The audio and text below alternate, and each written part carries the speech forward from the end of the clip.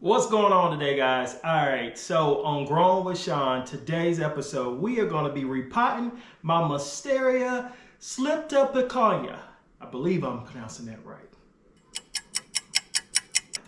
All right, so I noticed that it was some yellowing going on, right? I saw it last week, and remember when we were talking about in our previous videos that we want to monitor our plants. If we're doing our weekly waterings or at least doing our health checks, we'll be able to catch things before it becomes a big issue. And I'm like, well, what's going on? It's right by the humidifier, so I know it's getting humidity. I know that I'm putting water in it because I just cut the another Monstera back there, and I had that propagated, so while I was back there, I just went ahead and watered them all, checked it, and got it completed. But I just kept on looking. I'm like, what is going on? So I just kept on pulling little yellow leaves off. I'm checking the moisture, everything's fine. I mean, I have my finger in it. I don't know what's going on until something just tells me, you know what? You might just have to get into the soil and figure out what's going on. Well, I didn't have to get into the soil because, you see that? That is great growth. No, but it is a problem because our roots are busting out the pot, which means that it's not getting the soil, which means it's not getting the nutrients, which means my plant is going to stay stagnant or start regressing.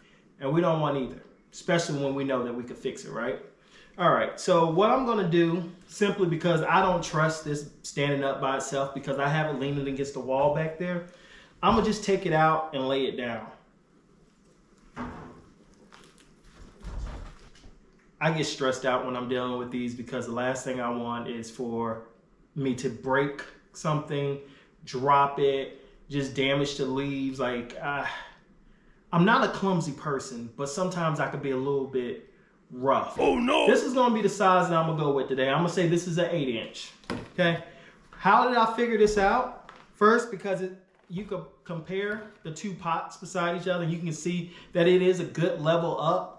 And also too, I can almost drop this plant completely inside of here, right? With the pot. That's letting me know that's a pretty good fit. And it's leaving me a little bit room to grow. I'm gonna come a little closer so you can get this. You see that? That's just enough for it to do its thing, right? So that's what we want. Before you get ready to do any type of repotting, you wanna make sure that you have all of your items in one place. The last thing that you want is to have a plant dependent on you for support, and you have to leave it on the corner or lean it against something or leave it in the middle of what you're doing to go and get everything that you need in order to complete the process. Does it happen? Yes, it does. Is it the end of the world? No, but let's just say that we just want to make our life a little bit easier when it comes to repotting because we're already stressed. I know every time I get ready to repot a plant, I have this type of anxiety that comes across me just hoping that I get it right. We're gonna get this right. Let's go. All right, so I'm gonna take this pot right here, take a look at it, and I'm looking at my pot that I'm gonna plant it in, and I'm gonna go ahead and get my soil going. Now, I'm gonna get enough soil going to about right here because I'm looking at these two heights, right? And as you can tell, this one is a little bit shorter, so if I was to adjust this up, it'd be about the same. I don't know exactly how much soil is already in there, but I know if I fill enough up to the bottom and I put some fertilizer in there, then I can just take this out and drop it at the top and work my way around with my soil, right? What am I using today? I have my trimmers just in case I need to cut some yellow leaves. Already cleaned. I actually cleaned them off from the last use. I have my BIOS fertilizer that I like to use, okay? And I've recently been using Super Thrive. It's supposed to be really good when you transport your plant or repot them, I should say, from one place to another. And it also is good just to add to the water sometimes when you're feeding them. And you can still use your fertilizer with it. And people have talked positive. Every person that I know that has some amazing plants use this. So it's a good buy. And I want to say I spent $9.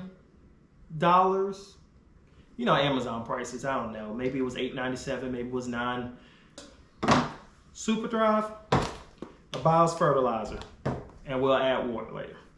So because this is on a moss pole, I have to move with this just a little bit different because I don't want to take the moss pole off. So the roots are all the way in here. I am going to have to cut the bottom because I don't want to break any roots. I know that I'm probably being a little bit extra when I'm cutting this, but I'm going to tell you something. Okay? The last thing I want to do is cut a healthy root and slow this plant down. When it fenestrates, that's when it gets like its cuts, how it starts looking like the Swiss cheese plant that they call it.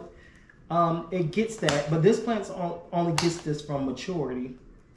I'm hoping so, because I'm gonna tell you, I saw another plant that was named this, but it was a little bit bigger. I forgot the name of it, and it was giving some good leaves, and I'm just like, oh, I hope I don't have the wrong plant. We'll find out. So, another rule that we talked about on our last video is that I don't like to typically water my plants that much. Now this one might have a little bit moisture in it because I didn't know I was gonna have to repot it. But whenever we get ready to repot a plant, remember, let's go through, figure out what plant it is that you need to repot, figure out when you actually have time in your schedule, and set it up 2 to 3 days after you have decided that, so the water is kind of drained out. And depending on what type of soil you use as well. If you use a real airy soil, it may only take 2, 3, 4 days for it to dry out. If you're using something like the peat moss or just a soil that just seems to hold moisture a little bit longer, then it may take you 5 to 7 days. That's okay. Just allow yourself that time so you can get it right. That's what they're using. They use some pot mix, koi, and perlite. And also too, now that I'm taking a look at this, it looks like they might have had a little bit of peat moss in it as well. So I'm just gonna mix a little bit of this in with my koi, and then a little bit of the indoor pot mix, and that's gonna be perfect for it, okay? And we're gonna go ahead and get started, okay? Remember, I'm just using a mixture of indoor pot mix, and I have a little bit of bark that's inside this with a little bit of added perlite, and then we're gonna use some koi, as well as a little bit of that tropical mix. But let's just say we don't have the tropical mix, so we're gonna go with an indoor mix, and we're gonna go with a little bit of koi. A little bit more in here. We're gonna roll with that. Now, I always like to put my fertilizer at the base of where I know that plant's gonna hit. It just makes it seem like it goes to it better for me. We're gonna take our plant. And the first time, I didn't have enough room to actually have the pole be inside the pot.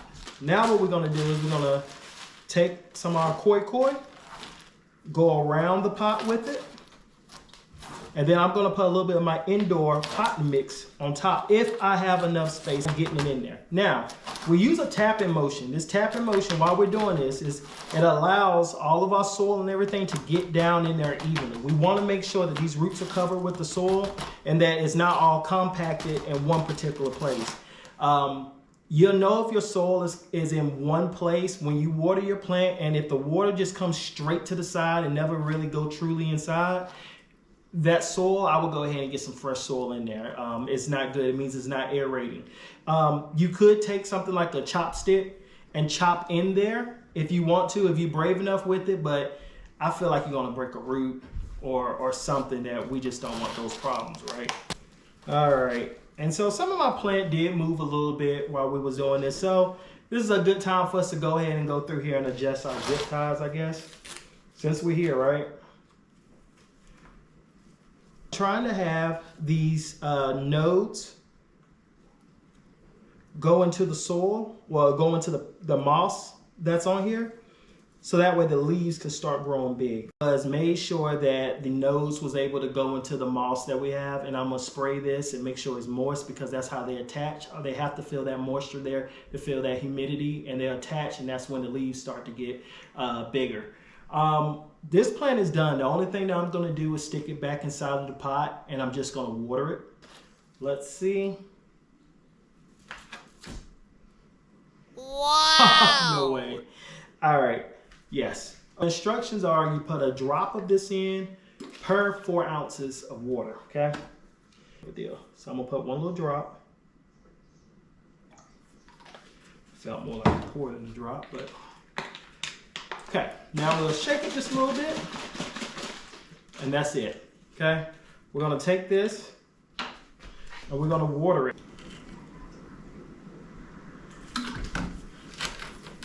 As always, you know, I have to say it. When you're growing with Sean, it's always something to learn.